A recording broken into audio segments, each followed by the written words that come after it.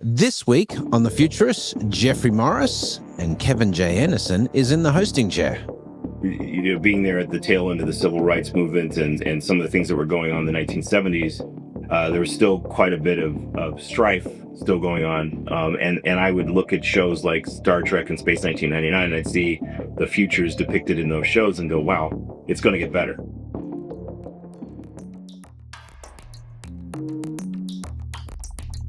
Welcome back to The Futurists. I am your host, Brett King. It's great to be in the home territory for a little bit. Robert is not joining us today because I've got a special guest who's joining me in the hosting chair. He's a many-time guest on the show, and recently we were working together at the Futurist X Summit in Dubai.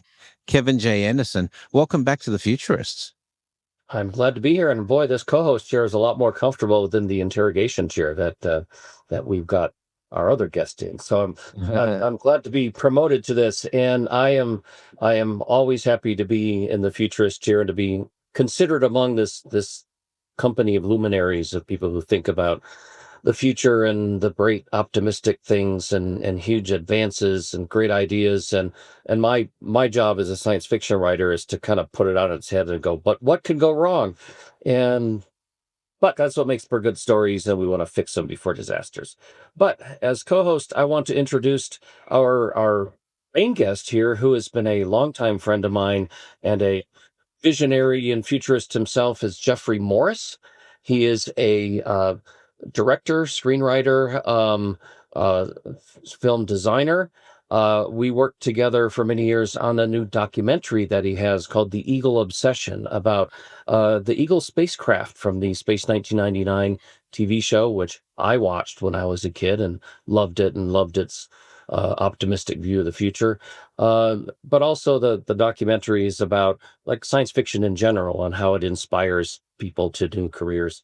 But Jeffrey and I also worked for many years on a hard science fiction film called Persephone, and we worked on the script and we wrote the novel together, and the film is in production, and lots of exciting stuff we'll talk Oh, wow. So Jeffrey is our guest, Jeffrey Moore. Oh, and I should also mention he's done other films too, including the animated Parallel Man, and he's got a bunch of other things in the works, Oceanus, and well, I don't want to talk about it all. We'll let Jeffrey talk about it. Welcome. Oh, thank you, guys. I appreciate it. I appreciate the chance to be here. Awesome. Where are you based? I'm in Minneapolis, St. Paul. So okay. Midwest of the U.S. Yeah. Is it starting to get cold there yet? No. It's really fascinating. I moved here 30 years ago, and it's a little over 30 years ago, and the weather's changed drastically. There was, 2 Saturdays ago, it was like 92 degrees here. It was Fahrenheit, So the weather's been changing, and everything. Yeah, I was saying to my girlfriend the other day, Julia, that when I first moved to New York, I'm in Bangkok and Dubai now, but when I first moved to New York, it was 2010, and that Christmas we got 19 inches of snow on Christmas Day, to the point where all the cars in the street were, I was on the Upper West Side at the time. All the cars in the streets were covered in snow. I don't think it's snowed in Christmas in New York for 10 years. I think, and it's getting later and later in January, when you get snow, and then you get a flurry, obviously, in February.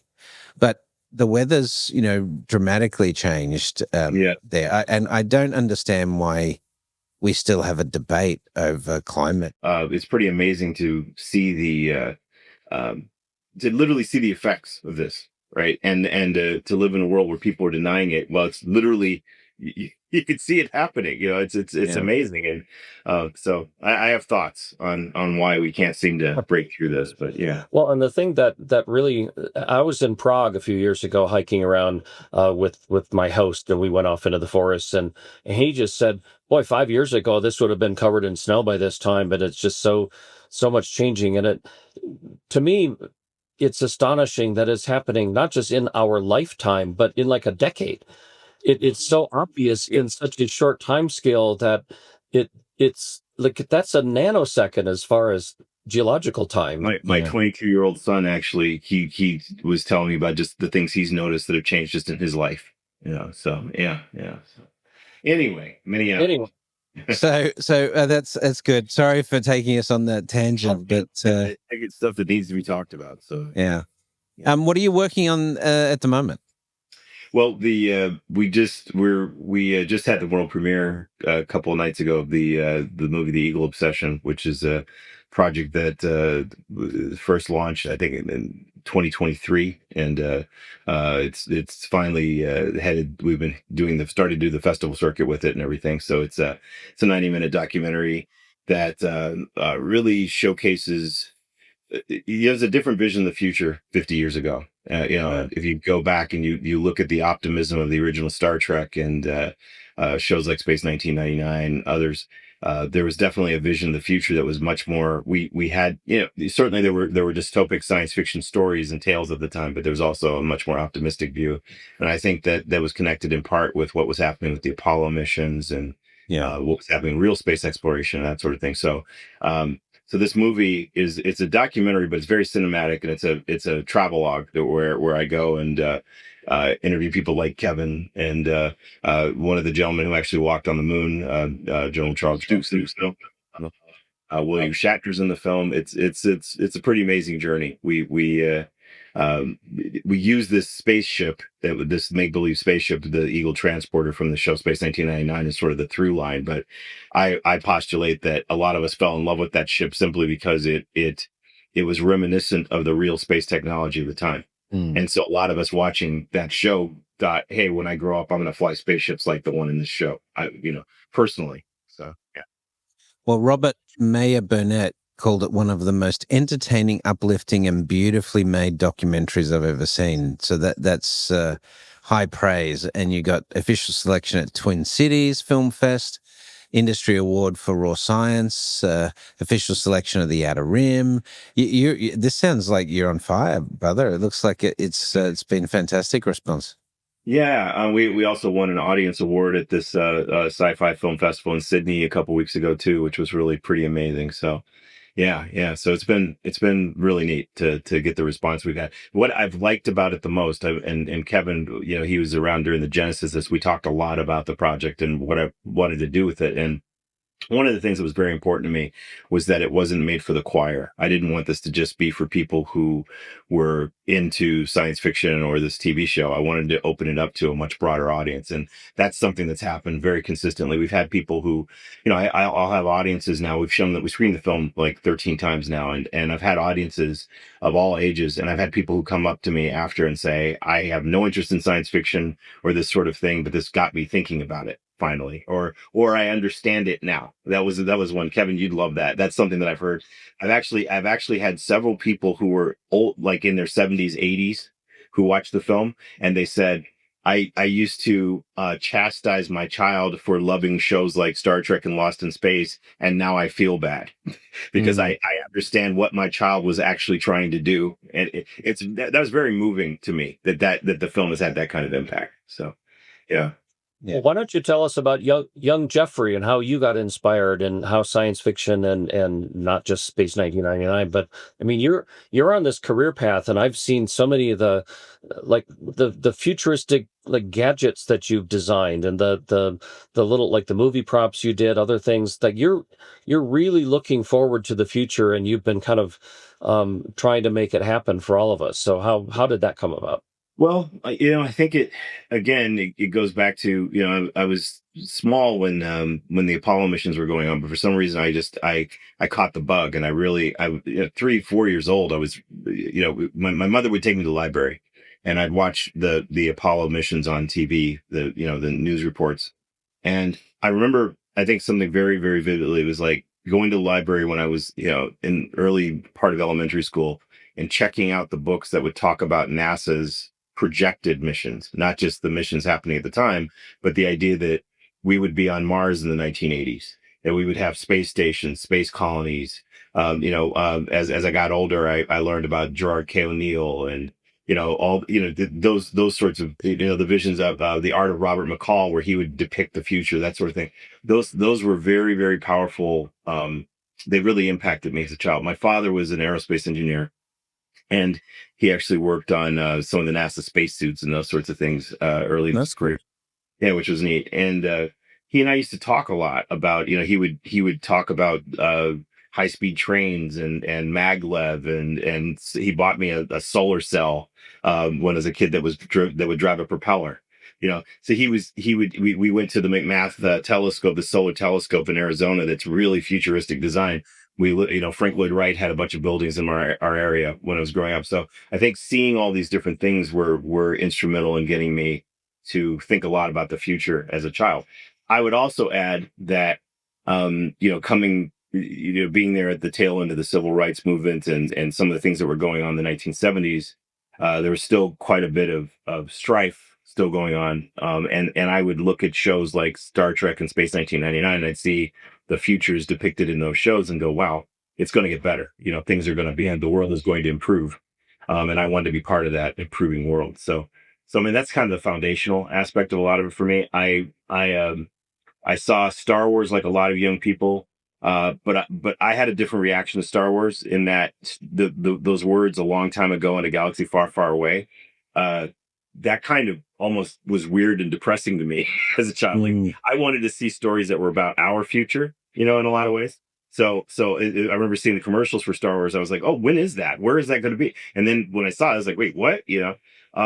But I was inspired by Star Wars by the technology and the filmmaking, and I really wanted to understand how movies like Star Wars were being made, and production design and visual effects and that sort of thing. And it was such an interesting time. There were so many new advancements that were occurring and that sort of thing.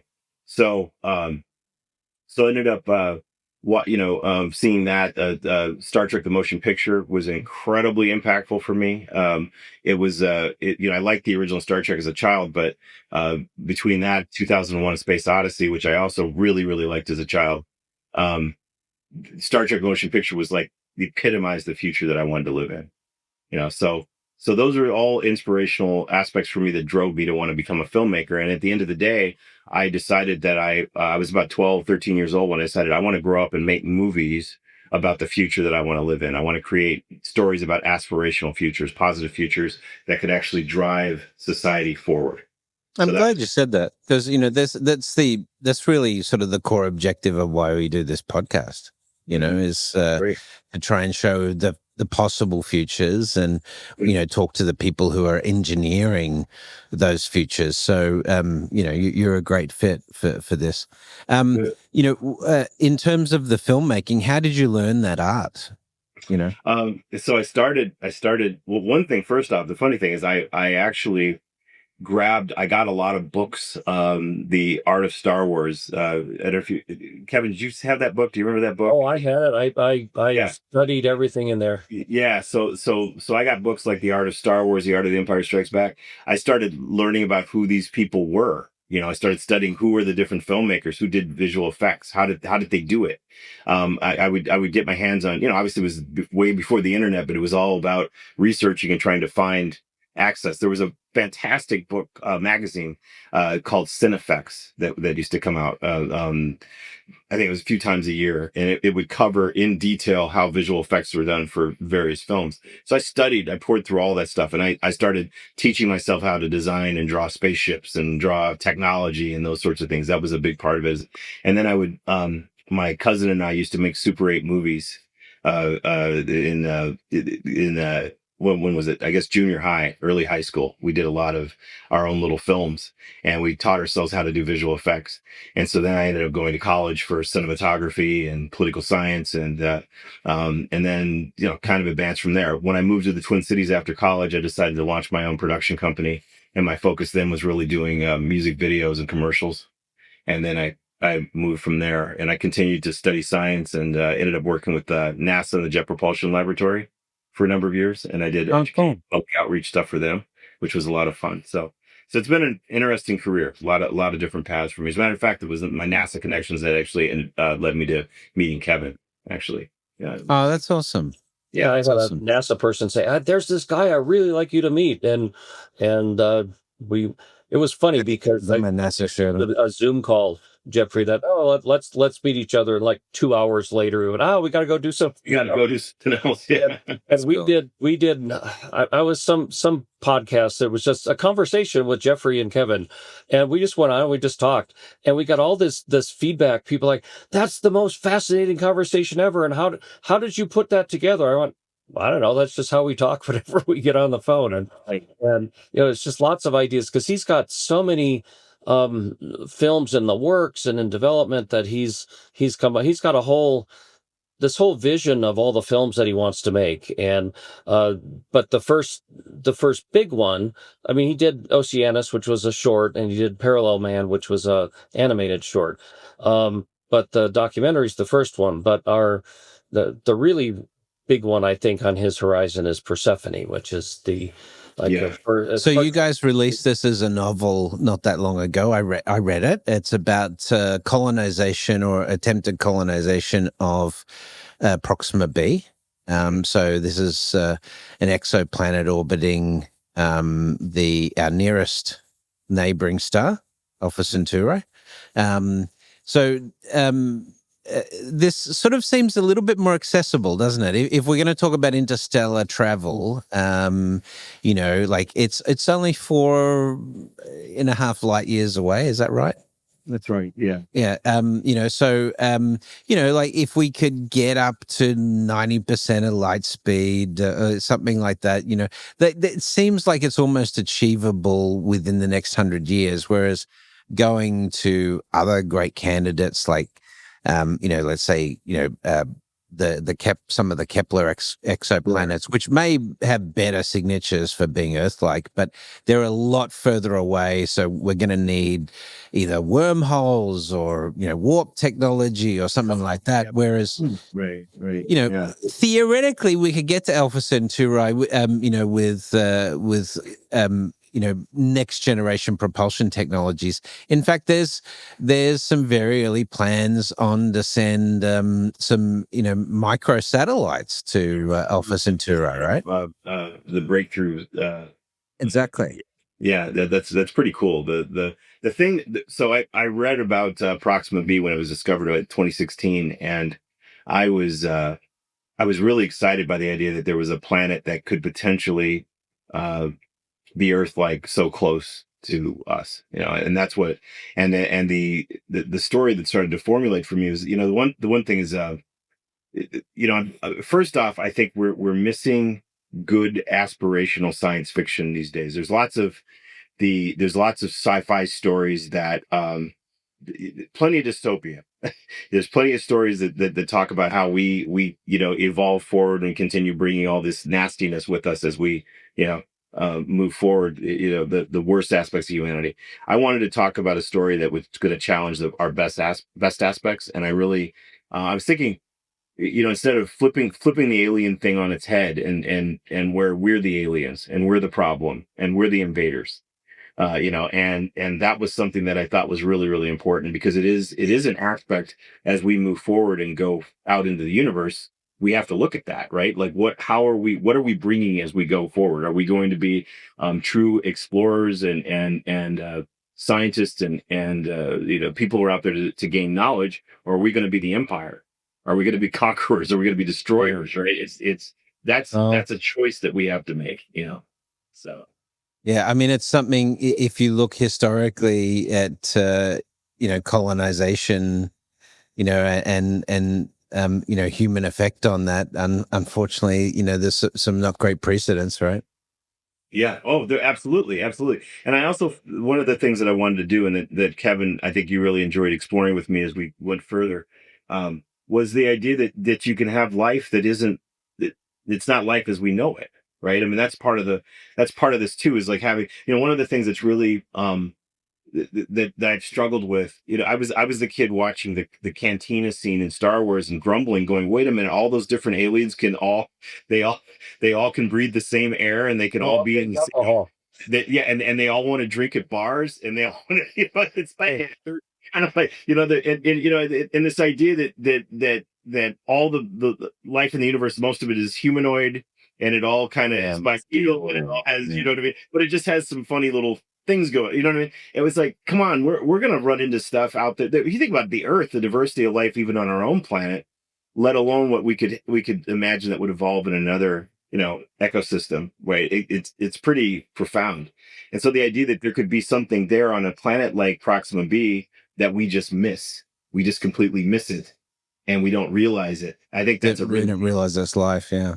Yeah. It's interesting, now with CGI improving, we are starting to see, I think, more diverse depiction of aliens. So, Arrival, with the octopods, and then, most recently, it's not out yet, but soon, Hail Mary, Sure. Yeah. so I think, maybe that, even if you think about, the robotic forms, the android forms, they generally had humanoid shapes, from Robbie the Robot, because there was an operator. I think you're absolutely right. I think there was a limitation. I would agree that there's a limitation due to visual effects, and special effects in terms of what was possible. And now we can get into more. I've always wanted to tell a story about alien life that's Carl Sagan, when he postulated the idea of those hunters, floaters, and sinkers, those different types of life forms in a gas giant atmosphere. Could you imagine a Pixar type film? That's one of the stories I want to tell someday. That's cool. Well, that's one of the things that I really enjoy about Star Trek, because yes, we have aliens that were just Vulcans with pointy ears, but they also had episodes like the Lights of Zetar, which are just like flickering energy things that are trying to understand humans, and we're in the way. And it was unlike Lost in Space, where it was the rubber monster of the week, and Star Trek had like the giant germ in the galaxy and other. Yeah, I love that episode. That was awesome. And then also the Horda. Right, the rock creatures.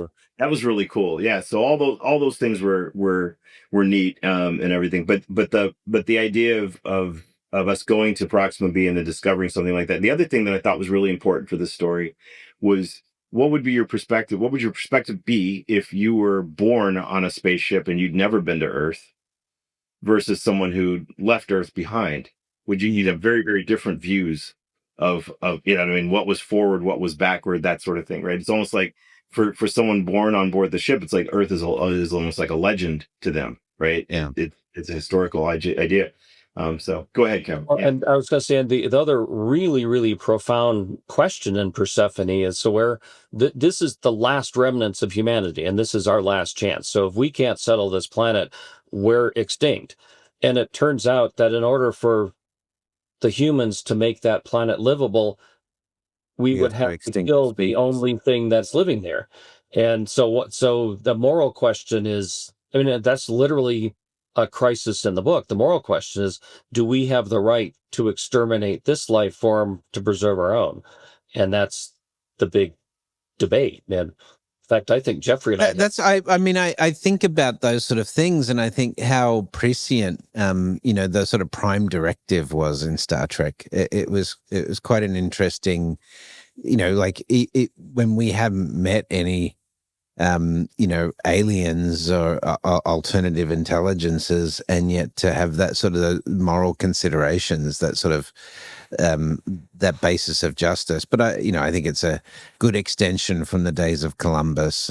We did the same thing. It's like the colonizers. It's like, well, we know that you've settled here in the Southwest, but we kind of want this land, so go somewhere else. And I saw some commentary on this about X. I don't try and get on X too much; it depresses me too much. But someone saying that the founding fathers, because someone said they were immigrants. No, they weren't immigrants; they were settlers. And it's like, well, yeah, settlers coming in to sort of, come in and make a claim on that land, and it's the same sort of issue that you're talking about in Persephone, is how do you navigate that? And there's even that internal battle between the crew, on, in terms of, one saying let's take a bit more time to understand, what these structures really are, and if they're intelligent, and someone else sort of saying, but we've got our mission. Our mission is to get humanity to colonize this planet, and let's move forward. It's I think it was a nice way that you guys depicted that. How where is the production at on the movie? Well, the thing with this is it's had a lot of starts and stops. Unfortunately, when Kevin and I started. I had started the film. The film has been in development since 2018, and it's one of those things that one of those unspoken truths of Hollywood is that there are a lot of projects that we're seeing that takes sometimes 10. I think what is the average film takes 8 years to get made usually. Some are taking 15 to 20. It all depends, right? Very few are fast tracks like that. So we've had some ups and downs. We were very close to a start, and then COVID derailed us. We've had some other things that have happened that evolved. So right now we're on path to make the film in late 2026 in Switzerland. That's nice. Yeah, so there's Awesome. a new studio being built in Switzerland with the LED volumes and new technology and stuff. Because Jeff like Proxima B. That's we're gonna film it on location, just right. Yeah.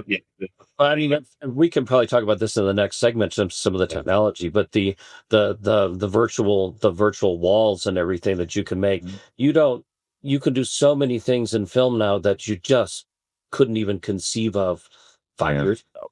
And you can be anywhere and create like the Mandalorian we've seen. That was all just virtual and amazing stuff. So, well, Jeff, let's have a quick break. But before the break, we like to do something called the quick fire round, just short, punchy answers to some questions to help our listeners get to know you a little better. So here we go. This is the lightning round.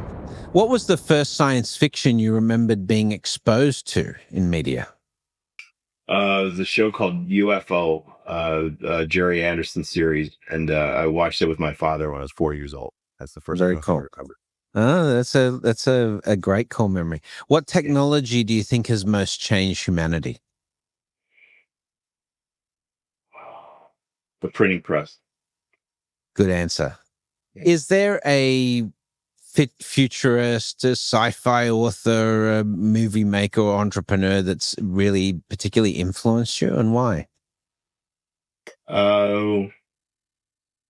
Well, man, I'm going to say Carl Sagan. He doesn't necessarily fit what you're saying, but I would say Carl Sagan has been biggest influence in that he and his series Cosmos in 1980, they were popularizing ideas about reason and this continuum of knowledge and the use of visual effects and it was an amazing accomplishment and achievement, and I think we need more Cosmos.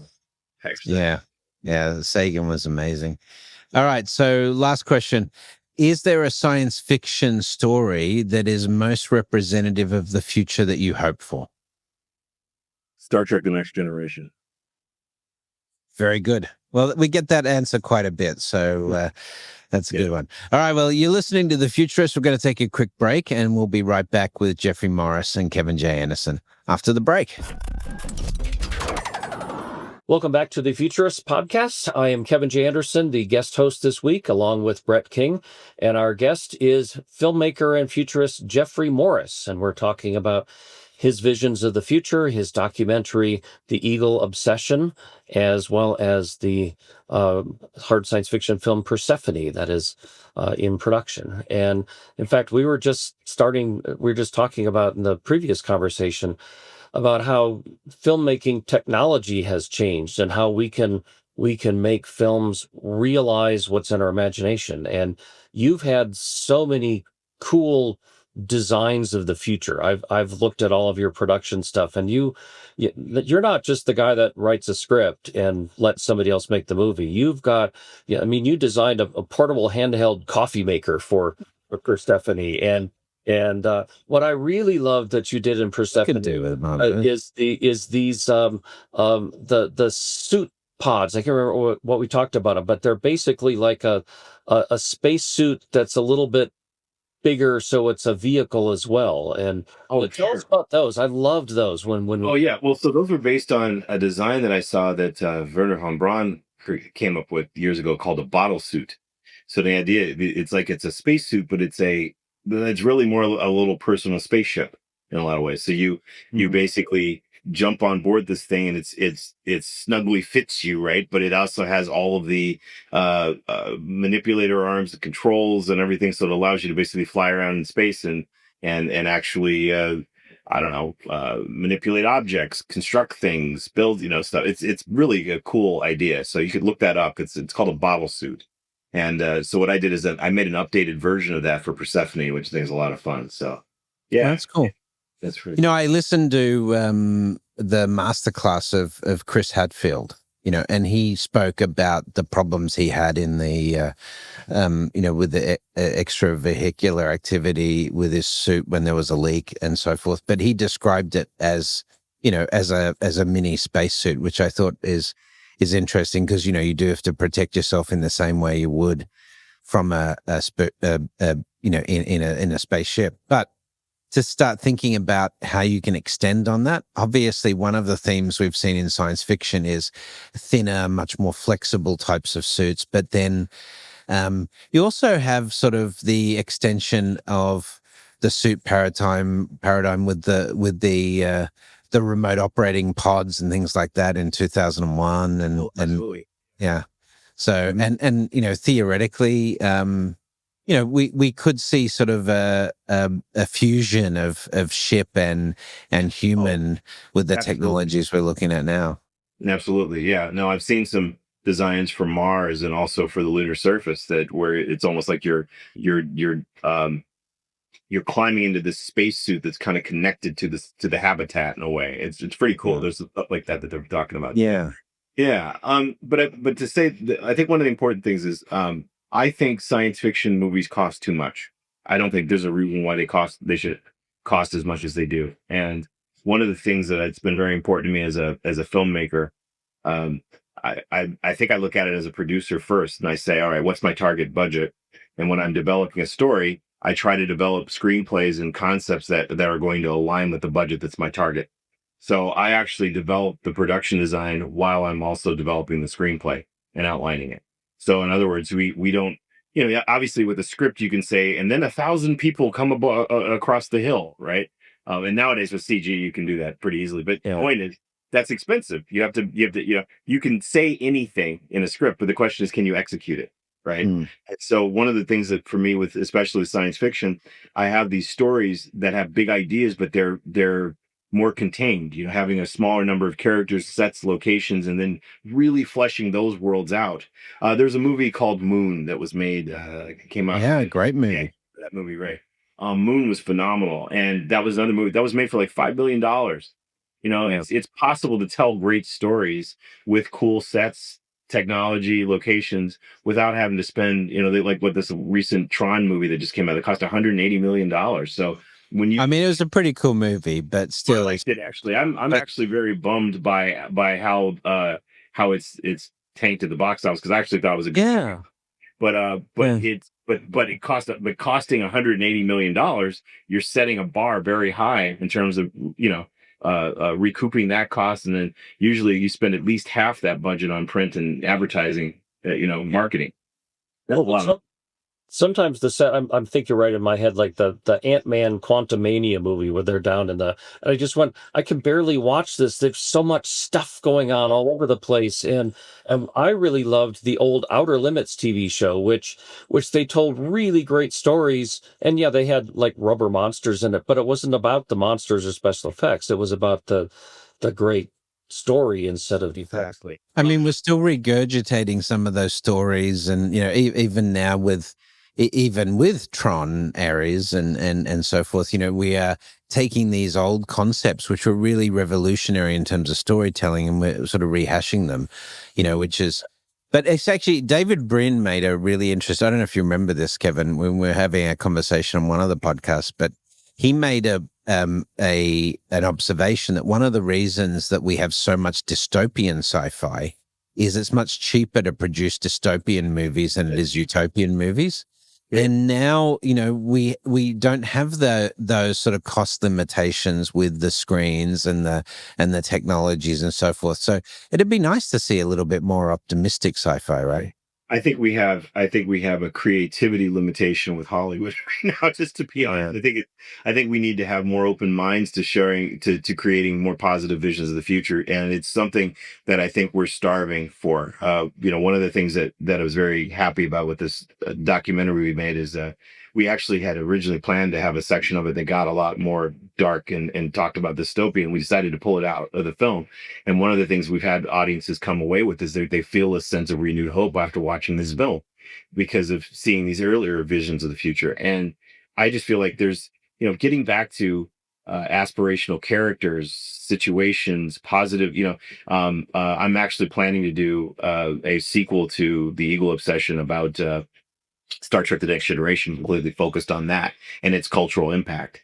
That's I'm hoping to make that my next film, and it's I really feel like it's time for some positive science fiction. It's like there's all kinds of great movies and worlds that have been depicted in the last 20, 30 years, but they aren't worlds that I'd want to live in.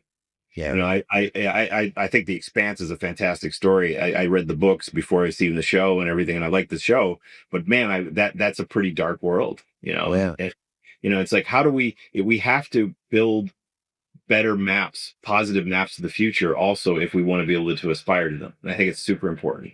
So, I mean, sorry, go ahead, Kevin. Because in defense of science fiction, though, that one of the other purposes is to show people, if you don't do something about it, this is going to be your future, and you don't want that. So it's sort of. I agree with you on that. The only sad part is we're watching a world where it seems like it's almost like more of a roadmap. I mean, you literally you have tech billionaires right now who are citing dystopic science fiction, and it seems like they're missing the point. They're literally like, this is awesome. It's like, no, that was supposed to be bad. It's like that wasn't a roadmap to, you know what I mean? It's that I think so I absolutely agree with you, Kevin. I think that science fiction is a wonderful way to say, let's not do this. Let's talk about, let's think about it. Have you guys familiar at all with the new book? There's a book about the potential dangers of artificial superintelligence. It's called If Anyone Builds It, Everyone Dies. Everybody Dies. I think it's called. And it's a fantastic book. I just finished it last night, and I highly recommend you both read it if you get a chance to read it. I'm a little. You know who the author is?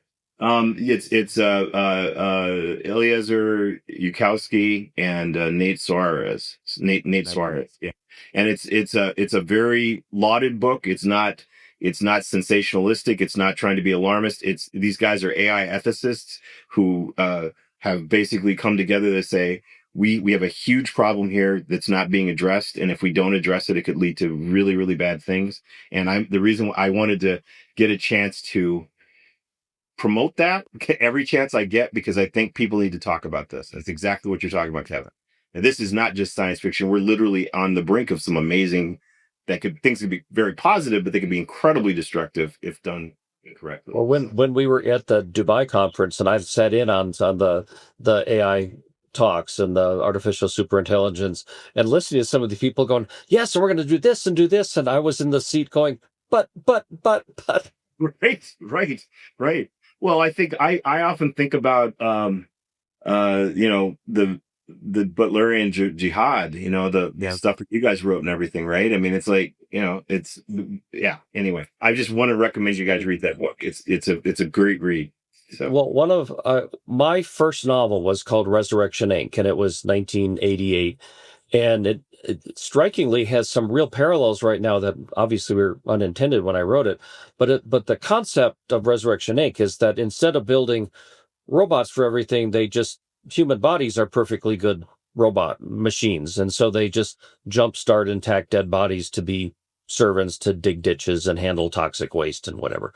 But the idea of it was the guy who invents this technology is these servants will then do all of the grunt work for everybody. So we'll have all the time in the world to write poetry and do paintings and do the stuff humans are supposed to do. And then, of course, what happens is there's huge unrest because most people won't do that. Yeah. Most people sit around and go, I'm bored and I don't have anything to do. I have no purpose in life. And I'm hearing the same things about AI, that it's going to take away all of the hard grunt work jobs so that we'll have the freedom to do what humans can do best. And go, well, no, most humans are kind of jerks and they don't want to spend their time bettering humanity. And You know, I mean, I debated this in my last book, Kevin, and you know, well, actually not my last book, my second last book, which was on the rise of techno-socialism. But the really interesting results came from all of these UBI trials globally, which is there's been about 70. Well, there's probably been more since we wrote it, but and one of the highlights was that people get involved at much higher rates in community-based activity. So like almost twice what the regular, statistics show. And they start their own businesses at 3 times a higher rate than the general population. So it gives me a little bit of hope, you know, that UBI or AI, driven models like this could free us up to do more interesting things. You know, Dave Shapiro calls it the meaning and purpose economy, that will have jobs that don't have an economic component like they do today, but we'll choose a job or career where we feel we can make the most difference. But that does require us to educate the world differently. Yes. Yeah. In that, that your career isn't about economics anymore. Your career as a human, what the intent of your work should be, what are you going to contribute to society? What are you going to contribute to the future of humanity? And this is where sci-fi has a great, role in sort of storytelling. I cannot agree more. I think it's interesting. Obviously we've got a lot of political strife here in the United States. And the one thing that I find missing, no matter which side of the debate, is this idea of like, where is the reasoning? Where is the critical thinking? Where is the, trying to foster intelligence, foster creativity, foster, all the types of things you're talking about. It really, really needs to be brought. And I think that, there are opportunities. AI does not have to be a problem, but I think we have to choose how we're going to use it. And we have to, you have to use it, wisely, reason through what we're planning to do with it. Whereas, are you guys familiar with all the Sora 2 videos and some of the stuff that's coming out? Oh my God. It's I saw this Elon Musk, Sam Altman cage fight or something today, fighting about, but it's like, I am actually interested in how these sort of tools will help us create movies as well, Jeff. So like, yeah. Here's where I am. Like I'm very concerned about it as a creative person. I think that, the idea of removing there are plenty of studios that don't respect artists, and the idea of saying, hey, we can just hire somebody who can write prompts and we don't have to worry about paying those pesky writers and craftspeople and actors and anything anymore. I think that's awful. However, I have an animated series called Parallel Man that we've struggled for a lot of years trying to, it's been extremely well received, but getting a studio to come in and put money behind a new idea, like that's been a real challenge for us. And I've been approached by a group about the idea of developing an AI, pipeline to do animation. And the thing that's really neat that I like about what we're developing is the idea of having humans in the loop at every single level. So in other words, we wouldn't go to the AI and say, create this character for me. What we do is we hire a human artist who designs and illustrates the character. And then we have the AI train based upon all the design work that we created. Now, I think that's really interesting, right? So in other words, we have humans writing the stories, humans doing the VO, the voiceover work, humans doing all those different aspects, but the AI becomes a companion for us to streamline it and complete. A production tool. Yeah. A production tool. That's different. That's not a crutch. That's not replacing it. That's actually enabling us to bring the cost way down even further. And I think that's very exciting. So that may be, we're hoping that if we can build this could become a model of where the human AI interaction could be, we're uplifting ourselves with it, as opposed to saying, let's use this to just replace people. I can't do that. I would never do that. Yeah. No, fair enough. Yeah. Well, listen, Kevin, what do you think? Let's get a bit sci-fi. Well, That's that. I actually I want to throw this will be sci-fi, but I want to throw a different one of Jeffrey's other passions we haven't mentioned Sure. before. He did a short film called Oceanus, and he's fascinated with undersea and domed settlements under the water. And why don't you tell us a little bit about Oceanus? Because I know that's another project you got on the middle burner and Yeah. so think about the oceans and the future of the ocean Yeah. for us. I mean, I think the idea of living underwater, I mean, obviously there've been less people to the deepest parts of the ocean, down to the deepest parts of the ocean, than have been on the surface of the moon at this point, right? And it's there's an unexplored world down there. There's all kinds of amazing things to see and discover and to work with down there. And I think, I saw a show when I was little called Sea Lab 2020.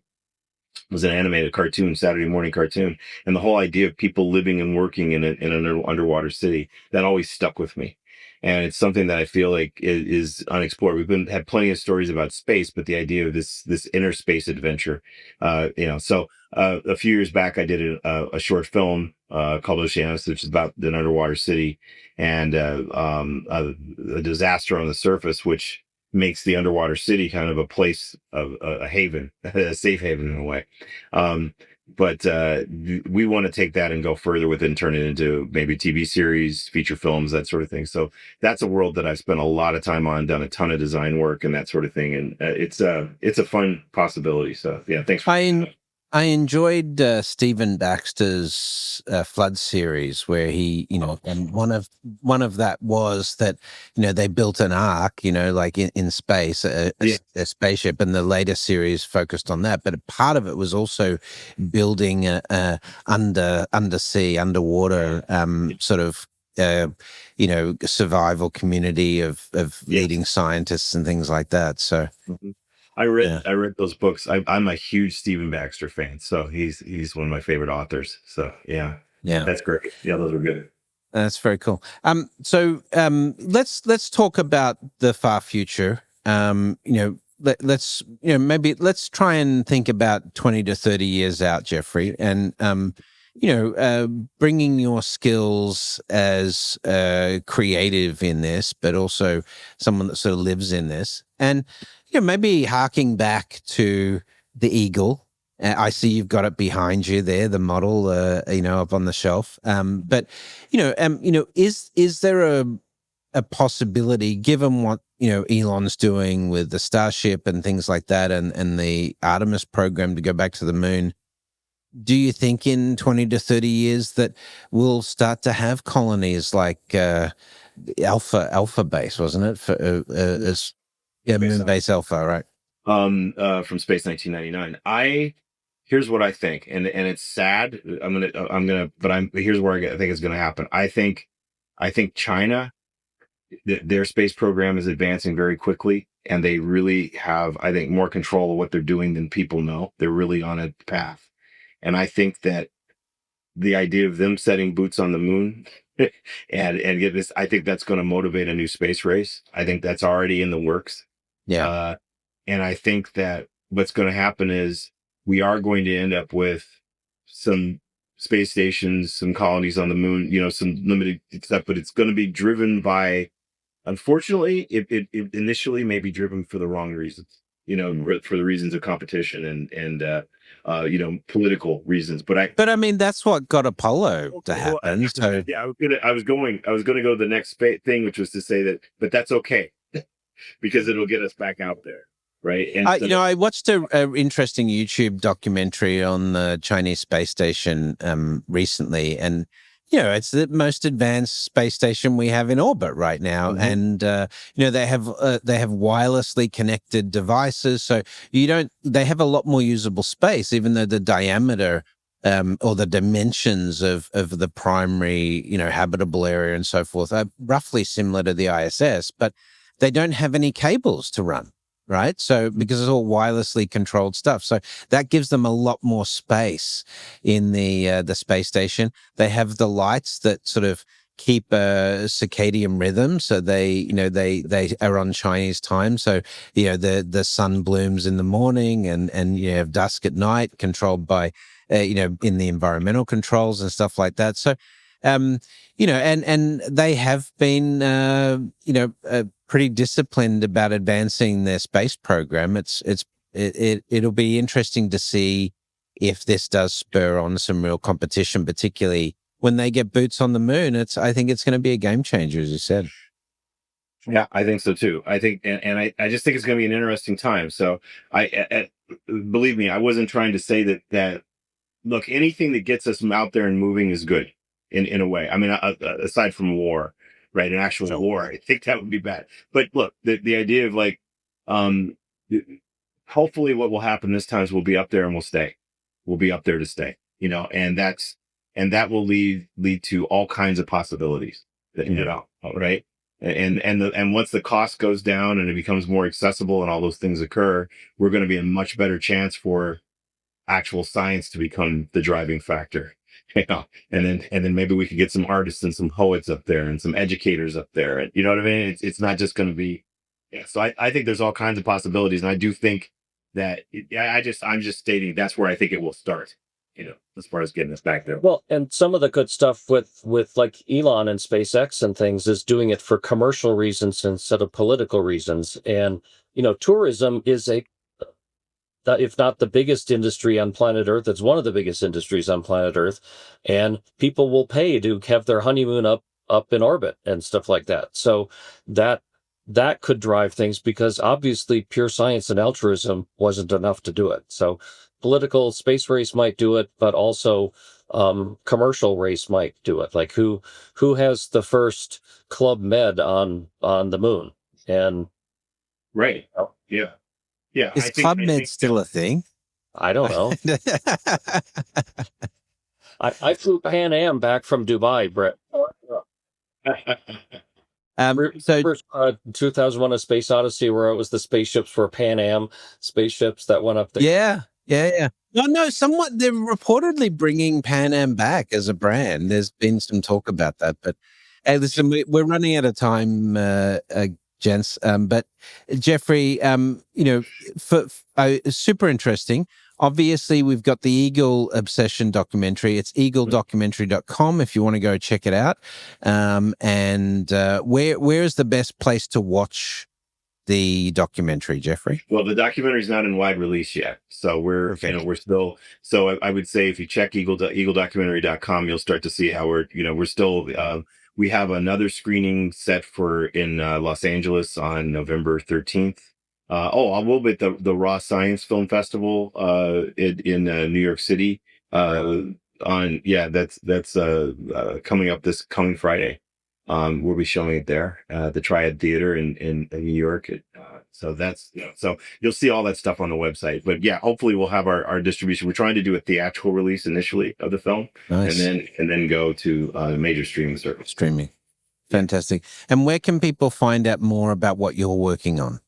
I would suggest you go check out futuredude.com.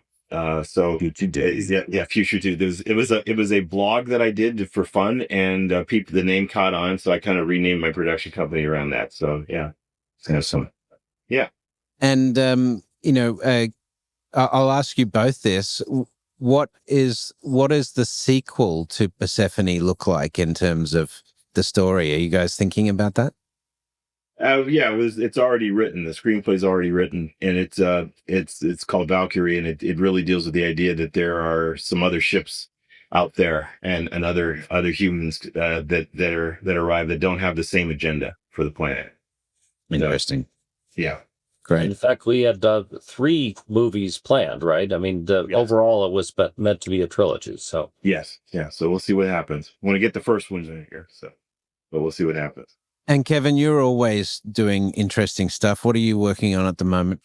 Well, just right this month, the trade paperback of my science fiction cosmic horror novel called Nether Station comes out. That was nominated for the Colorado Book Award and for the Dragon Award. I love it. It's a scary science fiction thing like Alien or Event Horizon, and I don't think there's enough scary science fiction stuff, because it's scary if you're up in a space station that's 9 months away from rescue and things could go wrong. So there's that, and I've got the Dune Prophecy TV show. The 2nd season is in production right now, and we're working on that, and the Dune Messiah movie is filming.